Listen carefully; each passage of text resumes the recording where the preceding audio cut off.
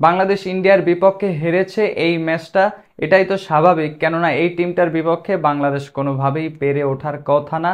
তারপরেও বাংলাদেশ লড়াই করেছে, ইন্ডিয়াকে কাঁপন ধরিয়ে দিয়েছে। তবে একজন ব্যাটসম্যানের কারণেই বাংলাদেশ এই ম্যাচ থেকে ছিটকে গিয়েছে। আপনি হয়তোবা ভাবতে পারেন আমি এই ম্যাচে কোন ব্যাটসম্যানটার কথা বলবো, কেননা অভিষেক শর্মা সেই কিন্তু প্রত্যেকটা ম্যাচে ইন্ডিয়াকে ভালো একটা স্কোরের দিকে নিয়ে যাচ্ছে। তবে আমি এই ম্যাচে সেই একটা ব্যাটসম্যান অভিষেক শর্মাকেই বলবো না।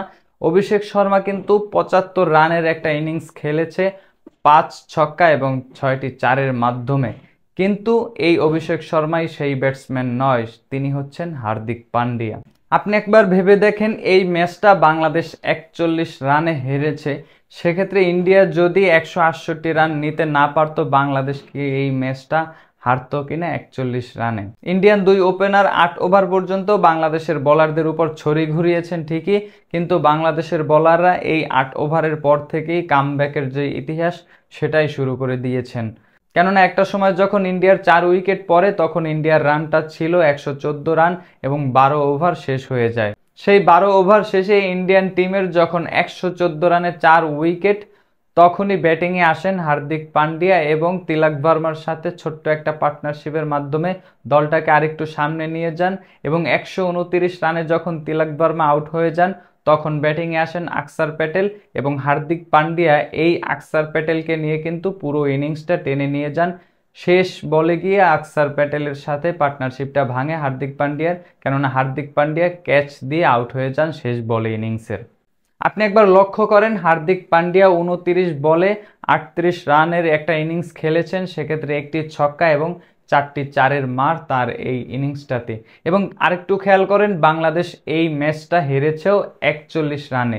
অলমোস্ট হার্দিক পান্ডিয়ার এই ইনিংসটার কাছেই বাংলাদেশ হেরে গিয়েছে। বাংলাদেশ ইন্ডিয়ান দুই ওপেনারকে ফেরানোর পরে ব্যাটিংয়ে আসেন শিবম দুবে। সেক্ষেত্রে শিবম দুবেও কিন্তু ৩ বলে ২ রান করে আউট হয়ে সাজঘরে ফিরেন। এবং এরপরে সূর্যা কুমার ইয়াদব তিনিও কিন্তু ১১ বলে মাত্র ৫ রান করে সাজঘরে ফিরে যান। সেক্ষেত্রে আপনি যদি লক্ষ্য করেন, তিলক ভার্মাও কিন্তু ৭ বলে মাত্র ৫ রান করে আউট হয়ে ফিরেন সাজঘরে। শুধুমাত্র এই হার্দিক পান্ডিয়াই ২৯ বলে ৩৮ রানের একটা ইনিংস খেলেছেন।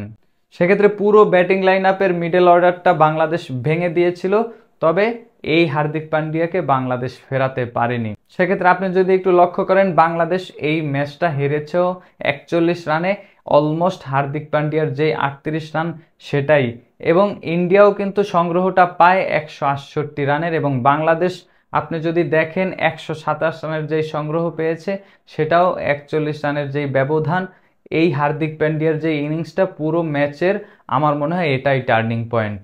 সেক্ষেত্রে অভিষেক শর্মার ওপেনিংয়ে ওই ৭৫ রানের চেয়ে ইন্ডিয়ান ব্যাটিং লাইন আপে হার্দিক পান্ডিয়ার এই ৩৮ রানটাই গতকালকে বাংলাদেশের বিপক্ষে ইন্ডিয়াকে বাঁচিয়ে দিয়েছে। আপনিও কি আমার সাথে একমত? ইন্ডিয়ার এই ১৬৮ রানের যেই সংগ্রহ, সেখানে অভিষেক শর্মার ওই ৭৫ রানের যে ইনিংস, তার চেয়ে আসলে বেশি গুরুত্বপূর্ণ ভূমিকা রেখেছে হার্দিক পান্ডিয়ার ২৯ বলের এই ৩৮ রানের ইনিংসটা।